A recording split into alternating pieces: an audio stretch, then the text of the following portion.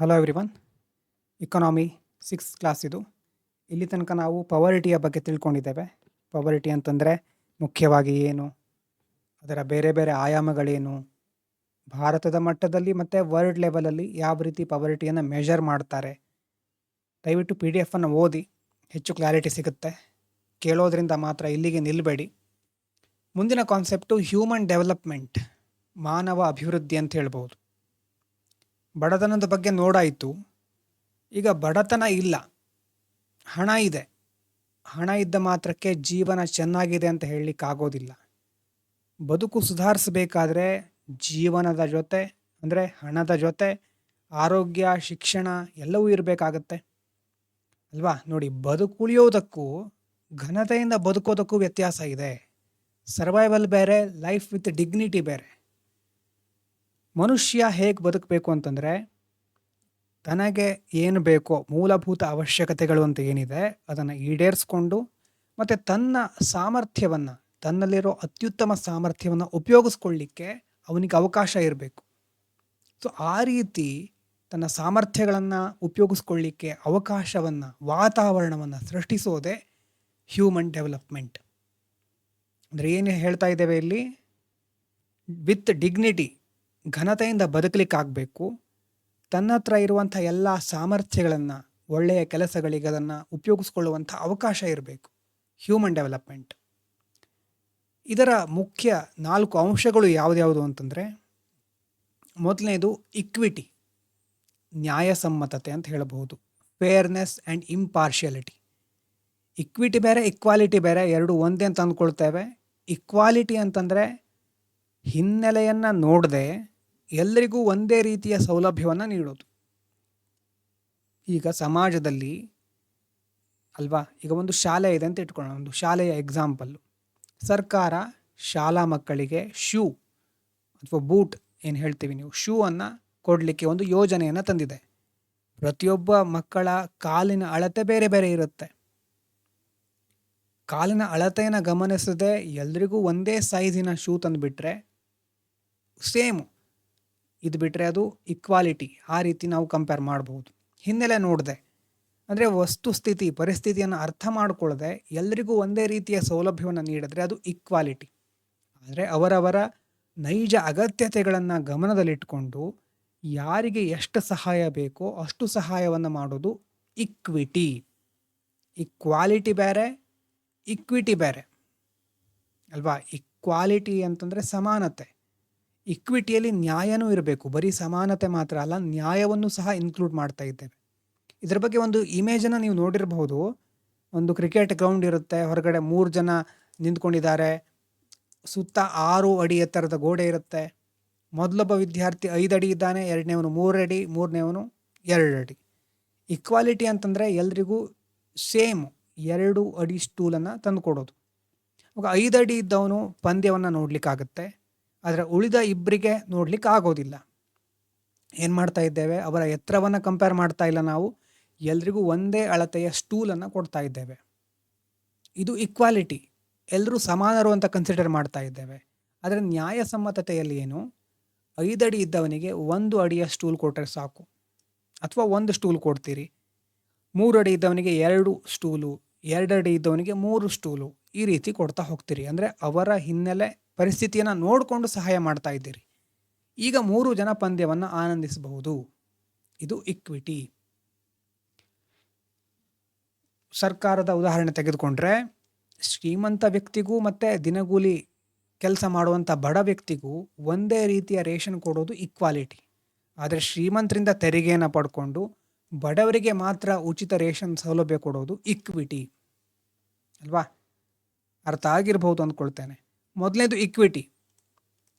ನಾವು ಏನು ನೋಡ್ತಾ ಇದ್ದೇವೆ? ಪಿಲ್ಲರ್ಸ್ ಆಫ್ ಹ್ಯೂಮನ್ ಡೆವಲಪ್ಮೆಂಟ್ ನೋಡ್ತಾ ಇದ್ದೇವೆ. ಮೊದಲನೇದು ಇಕ್ವಿಟಿ.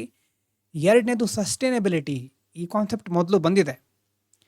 ಈಗ ಪರಿಸರ ವಿಜ್ಞಾನದಲ್ಲಿ, ಎನ್ವೈರ್ಮೆಂಟಲ್ ಸೈನ್ಸಲ್ಲಿ ಸಸ್ಟೈನಬಿಲಿಟಿ ಅಂತಂದರೆ ಮುಂದಿನ ಪೀಳಿಗೆಗೆ ಸಂಪನ್ಮೂಲಗಳನ್ನು ಉಳಿಸೋದು.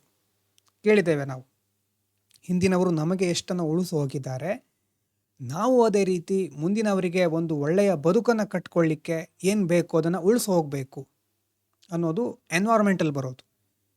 ಆದರೆ ಇಕನಾಮಿಕ್ಸಲ್ಲಿ ಇನ್ನಷ್ಟು ನಿಖರವಾಗಿ ಹೇಳ್ತಾರೆ. ಅಂದರೆ ಏನಾಗುತ್ತೆ ನೋಡಿ, ಫ್ಯಾಕ್ಟರ್ಸ್ ಆಫ್ ಪ್ರೊಡಕ್ಷನ್ ಬಗ್ಗೆ ಹೇಳಬೇಕಾದ್ರೆ ನಾವು ಡಿಸ್ಕಸ್ ಮಾಡಿದ್ದೇವೆ. ಭೂಮಿ, ಕಾರ್ಮಿಕರು ಇರಬಹುದು. ಭೂಮಿ ಅಂತಂದರೆ ಬರೀ ಲ್ಯಾಂಡ್ ಅಂತಂದರೆ ನೆನಪಾಗಲಿ ಏನೇನು ಬರುತ್ತೆ ಅದರಲ್ಲಿ. ಲ್ಯಾಂಡ್ ಇರಬಹುದು, ಲೇಬರು, ಕ್ಯಾಪಿಟಲ್ಲು, ಇದು ಎಲ್ಲ ಕಾಲ ಕಳೆದ ಹಾಗೆ ಕ್ವಾಲಿಟಿ ಮತ್ತು ಕ್ವಾಂಟಿಟಿ ಯಾವುದರಲ್ಲೂ ಡಿಕ್ರೀಸ್ ಆಗಬಾರ್ದು. ಗುಣಮಟ್ಟ ಮತ್ತು ಪ್ರಮಾಣ ಬರೀ ಮುಂದಿನವ್ರಿಗೆ ಕೊಡೋದಲ್ಲ, ಕ್ವಾಲಿಟಿನೂ ಚೆನ್ನಾಗಿರಬೇಕು, ಕ್ವಾಂಟಿಟಿನೂ ಇನಫ್ ಆಗಿರಬೇಕು, ಸಫಿಷಿಯೆಂಟ್ ಆಗಿರಬೇಕು ಅಲ್ವಾ. ಈಗ ನಮಗೇನೋ ಶಿಕ್ಷಣ, ಆರೋಗ್ಯ, ಆರ್ಥಿಕ ಅವಕಾಶಗಳು ಸಿಕ್ಕಿದೆ, ಇದು ಮುಂದೆ ನಮ್ಮ ಮಕ್ಕಳು, ಮೊಮ್ಮಕ್ಕಳು ಅವರಿಗೂ ಸಹ ಸಮನಾಗಿ ಸಿಗಬೇಕು. ಆ ರೀತಿ ವ್ಯವಸ್ಥೆಯನ್ನು ಮುಂದುವರಿಸ್ಕೊಂಡು ಹೋಗೋದು ಸುಸ್ಥಿರತೆ, ಸಸ್ಟೈನಬಿಲಿಟಿ. Quantity, quality important. ಇನ್ನು ಉತ್ಪಾದಕತೆ, ಪ್ರೊಡಕ್ಟಿವಿಟಿ ಅಂತಂದರೆ ಕೈಗಾರಿಕೆ ವಸ್ತು ತಯಾರು ಮಾಡೋದಲ್ಲ. ಇಲ್ಲಿ ನಾವು human productivity of human resource ಬಗ್ಗೆ ನೋಡ್ತಾ ಇರೋದು. ಮನುಷ್ಯ ಯಾವಾಗ ಪ್ರೊಡಕ್ಟಿವ್ ಆಗ್ತಾನೆ ಅಥವಾ ಅವನ ಉತ್ಪಾದಕತೆ ಯಾವಾಗ ಜಾಸ್ತಿ ಆಗುತ್ತೆ ಅಂತಂದರೆ ಅವನ ಹತ್ರ ಜ್ಞಾನ ಇರಬೇಕು, ಕೌಶಲ್ಯ ಇರಬೇಕು, ಹೆಲ್ದಿ ಆಗಿರಬೇಕು ಅಲ್ವಾ. ಯಾವಾಗ ಆರೋಗ್ಯವಂತರಾಗ್ತಾರೋ, ಜ್ಞಾನವಂತರಾಗ್ತಾರೋ, ಕೌಶಲ್ಯ ಭರಿತರಾಗ್ತಾರೋ ಆವಾಗ ಪ್ರೊಡಕ್ಟಿವಿಟಿ ಜಾಸ್ತಿ ಆಗುತ್ತೆ. ಇಲ್ಲದೆ ಇದ್ದರೆ ಅಂತಹ ಹೆಲ್ತು, ಎಜುಕೇಷನು, ಸ್ಕಿಲ್ ಇಲ್ಲದೆ ಇದ್ದರೆ ಅದು ರಿಸೋರ್ಸ್ ವೇಸ್ಟ್ ಆದ ಹಾಗೆ. ಸೊ ಇಕ್ವಿಟಿ, ಸಸ್ಟೈನೇಬಿಲಿಟಿ, ಈಗ ಪ್ರೊಡಕ್ಟಿವಿಟಿ, 3 ಪಿಲ್ಲರ್ ನೋಡಿದ್ವಿ. ಮುಂದಿಂದು ಎಂಪವರ್ಮೆಂಟ್ ಅಂದ್ರೆ ನೋಡಿ, ಕರೆಕ್ಟಾಗಿ ನೋಡ್ಕೊಳ್ಳಿ. ಎಷ್ಟೋ ಸಾರಿ ಈ ಶಬ್ದವನ್ನು ನಾವು ಬೇರೆ ಬೇರೆ ರೀತಿ ಉಪಯೋಗಿಸ್ತಾ ಇರ್ತೇವೆ. ಆದರೆ ಎಂಪವರ್ಮೆಂಟ್, ಸಬಲೀಕರಣ ಅಂದರೆ ಏನು? ಜನರಿಗೆ ತಮ್ಮ ಬದುಕಿನ ನಿರ್ಧಾರಗಳನ್ನು ಯಾವುದೇ ಬಾಹ್ಯ ಒತ್ತಡ ಇಲ್ಲದೆ, ನಿಮ್ಗೆ ಯಾರೋ ಫೋರ್ಸ್ ಮಾಡ್ತಾ ಇಲ್ಲ, ನೀವೇ ಸ್ವತಂತ್ರವಾಗಿ ತೆಗೆದುಕೊಳ್ಳಿಕ್ಕೆ ಆಗ್ತಾ ಇದ್ದರೆ ಅದು ಸಬಲೀಕರಣ. ಅಂದರೆ ಜನರಿಗೆ ತಮ್ಮ ಬದುಕಿನ ನಿರ್ಧಾರಗಳನ್ನು ಯಾವುದೇ ಬಾಹ್ಯ ಒತ್ತಡ ಇಲ್ಲದೆ ಸ್ವತಂತ್ರವಾಗಿ ತೆಗೆದುಕೊಳ್ಳುವ ಆರ್ಥಿಕ, ಸಾಮಾಜಿಕ ಶಕ್ತಿಯನ್ನು ನೀಡೋದೇ ಸಬಲೀಕರಣ. ಸೋಷಿಯಲ್ ಎಕನಾಮಿಕ್ ಆಗಿ ನಾವೇನು ಮಾಡಬಹುದು? ಆಟೋನಾಮಿಯನ್ನು ಕೊಡೋದು.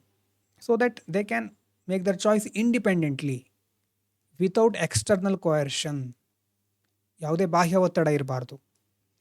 ಒಂದು ಮಹಿಳೆಗೆ ಶಿಕ್ಷಣ ಕೊಡಿಸಿ ಅವಳು ಕೆಲಸ ಮಾಡಬೇಕಾ ಬೇಡವಾ, ಅಥವಾ ಯಾವಾಗ ಮದುವೆ ಆಗಬೇಕು, ಯಾವಾಗ ಮಗುವನ್ನು ಪಡಿಬೇಕು, ಸೊ ಈ ರೀತಿ ನಿರ್ಧಾರವನ್ನು ಅವಳೇ ತೆಗೆದುಕೊಂಡ್ರೆ ಅದು ನೈಜವಾದ ಸಬಲೀಕರಣ.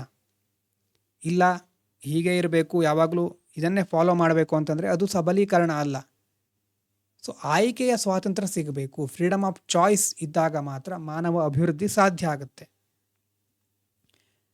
ಮಾನವ ಅಭಿವೃದ್ಧಿಗೆ ಸಂಬಂಧಪಟ್ಟ ಹಾಗೆ ಬೇರೆ ಬೇರೆ ವರದಿಗಳಿದೆ. ಇದನ್ನು ನಾವು ಬೇರೆ ಆನ್ಸರ್ ರೈಟಿಂಗ್ನಲ್ಲಿ GS 1, 2, 3, 4 ಎಲ್ಲ ಕಡೆನೂ ಯೂಸ್ ಮಾಡಬಹುದು. ಸಮಾಜದಲ್ಲಿ ಮಾನವ ಅಭಿವೃದ್ಧಿಯನ್ನು ಹೇಗೆ ತರಬೇಕು ಅನ್ನೋದ್ರ ಬಗ್ಗೆ ಅರ್ಥಶಾಸ್ತ್ರಜ್ಞರು 4 ವಿಭಿನ್ನ ಆಲೋಚನೆಗಳನ್ನು, ವಿಧಾನಗಳನ್ನು ಪ್ರಸ್ತಾಪ ಮಾಡಿದ್ದಾರೆ. ಮೊದಲನೇದು ಆದಾಯ ವಿಧಾನ ಅಂತಂದರೆ ಮೊದಲು ಹಳೇದು, ಇದು ಸಾಂಪ್ರದಾಯಿಕ ವಿಧಾನ. ಇದ್ರ ಪ್ರಕಾರ ಇನ್ಕಮ್ ಎಷ್ಟು ಹೆಚ್ಚಾಗಿರುತ್ತೋ ಅಷ್ಟೇ ಅಭಿವೃದ್ಧಿನೂ ಆಗಿರುತ್ತೆ ಅಂತ ಅಲ್ವಾ. ಹಣ ಇದ್ದರೆ ಮನುಷ್ಯ ತನಗೆ ಬೇಕಾದನ್ನು ತಾನೇ ಕೊಂಡುಕೊಳ್ತಾನೆ ಅನ್ನೋದು ಇದರ ಒಂದು ಐಡಿಯಾ. ಆದರೆ ಅದಷ್ಟೇ ಇನಫ್ ಆಗಲ್ಲ ಅಂತ ಮುಂದೆ ಕಲ್ಯಾಣ ವಿಧಾನ ಅಂತ ಬಂತು.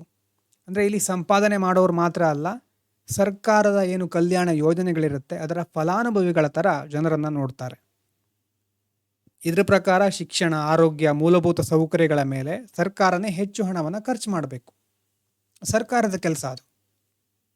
ಈ ವಿಧಾನದಲ್ಲಿ ಏನಾಗಿರ್ತಾರೆ ಜನರು? ಪ್ಯಾಸಿವ್ ಬೆನಿಫಿಷಿಯರೀಸ್ ಆಗಿರ್ತಾರೆ.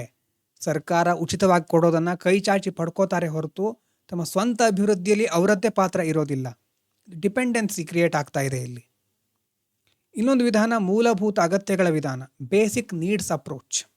ಇದನ್ನು ಮುಖ್ಯವಾಗಿ ILO, ಇಂಟರ್ನ್ಯಾಷನಲ್ ಲೇಬರ್ ಆರ್ಗನೈಸೇಷನ್ ಪ್ರಸ್ತಾಪ ಮಾಡಿದ್ದು. ಇದರ ಪ್ರಕಾರ ಮಾನವ ಅಭಿವೃದ್ಧಿ ಆಗಲಿಕ್ಕೆ 6 ಪ್ರಮುಖ ಮೂಲಭೂತ ಅಗತ್ಯಗಳನ್ನು ಕಡ್ಡಾಯವಾಗಿ ಪೂರೈಸಲೇಬೇಕು. 6 ಎಸೆನ್ಷಿಯಲ್ ಅಥವಾ ಫೌಂಡೇಶನಲ್ ರಿಕ್ವೈರ್ಮೆಂಟ್ ಅದನ್ನು ಪೂರೈಸಬೇಕು ಅಂತ ಹೇಳ್ತಾರೆ. ಯಾವುದು 6 ಅಂತಂದರೆ health, education, food, water supply, sanitation, housing. 6 ಆಯಿತು ಅಲ್ವಾ. Health, education, food, water supply, sanitation, ಅದಾದಮೇಲೆ ಹೌಸಿಂಗ್. ಸೊ ಇದಿಷ್ಟು ILO ಹೇಳಿದ್ದು, ಇಂಟರ್ನ್ಯಾಷನಲ್ ಲೇಬರ್ ಆರ್ಗನೈಸೇಷನ್ ಹೇಳ್ತಾ ಇರೋದು. ಹೀಗಿದ್ದರೆ ಮಾತ್ರ ಮಾನವ ಅಭಿವೃದ್ಧಿ ಸಾಧ್ಯ ಅಂತ. ಇದಾದಮೇಲೆ ಸಾಮರ್ಥ್ಯ ವಿಧಾನ, ಕೆಪ್ಯಾಬಿಲಿಟಿ ಅಪ್ರೋಚ್. ಇದನ್ನು ನಾವು ಸೊಸೈಟಿಯಲ್ಲಿ GS2, 3 ಎಲ್ಲ ಕಡೆ ಬಳಸ್ಕೊಳ್ತಾ ಇರ್ತೇವೆ. ಅಮರ್ತ್ಯ ಸೇನ್ ಅವರ ಕಾನ್ಸೆಪ್ಟ್ ಇದು. ಮೊದಲು ಸಹ ಇದ್ರ ಬಗ್ಗೆ ಹೇಳಿದ್ದೇನೆ. ಸೊ ಇಲ್ಲಿ don't just give fish, teach how to fish ಅನ್ನೋದನ್ನು, ಆ ಐಡಿಯಾವನ್ನು ಪ್ರಾಕ್ಟಿಕಲ್ ಆಗಿ ಇಂಪ್ಲಿಮೆಂಟ್ ಮಾಡಿರೋದು ಇದು. ಜನರಿಗೆ ವಸ್ತುಗಳನ್ನು ನೇರವಾಗಿ ಕೊಡೋದಕ್ಕೆ ಹೋಗಬೇಡಿ, ಅಥವಾ ಮೀನನ್ನು ಹಿಡಿದು ಕೊಡಬೇಡಿ, ಮೀನು ಹಿಡಿಯೋದನ್ನು ಕಲಿಸಿ ಅಂತ. ವಸ್ತುಗಳನ್ನು ಕೊಡೋದ್ರ ಬದಲಾಗಿ ಅವರನ್ನು ಸ್ವತಂತ್ರವಾಗಿ ಬದುಕಲಿಕ್ಕೆ ಶಕ್ತರನ್ನಾಗಿ ಮಾಡಿ ಅಲ್ವಾ.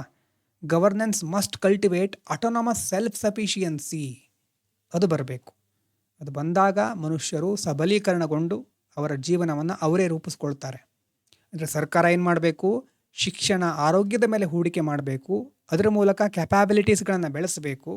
ಯಾವಾಗ ಕೆಪ್ಯಾಬಿಲಿಟೀಸ್, ಸಾಮರ್ಥ್ಯ ಇರುತ್ತೋ ಆವಾಗ ಅವರಿಗೆ ಉದ್ಯೋಗ ಮತ್ತು ಆರ್ಥಿಕ ಅವಕಾಶಗಳನ್ನು ಕೊಡಬೇಕು. ಆವಾಗ ಜನರು ಅವರ ಬದುಕನ್ನು ಅವರೇ ಕಟ್ಕೊಳ್ತಾರೆ. ಸರ್ಕಾರನೇ ಉಚಿತವಾಗಿ ಆಹಾರ ಕೊಡುವ ಅಗತ್ಯನೇ ಬರೋದಿಲ್ಲ. ಇಂತಹ ಸಮಾಜವನ್ನು ನಾವು ನಿರ್ಮಿಸಬೇಕು, ಅಥವಾ ಇಂತಹ ಹ್ಯೂಮನ್ ಡೆವಲಪ್ಮೆಂಟ್ ಆಗಬೇಕು. ಇದು ಹ್ಯೂಮನ್ ಡೆವಲಪ್ಮೆಂಟಿನ ಬೇಸಿಕ್ ಕಾನ್ಸೆಪ್ಟ್. ಏನೇನು ನೋಡಿದ್ವಿ ಇಲ್ಲಿ? ಹಣ ಅಥವಾ ಹಣದ ಕೊರತೆ, ಅದರಿಂದ ಮಾತ್ರ ಡೆವಲಪ್ಮೆಂಟನ್ನು ನಾವು ಮೆಜರ್ ಮಾಡಲಿಕ್ಕೆ ಆಗೋದಿಲ್ಲ.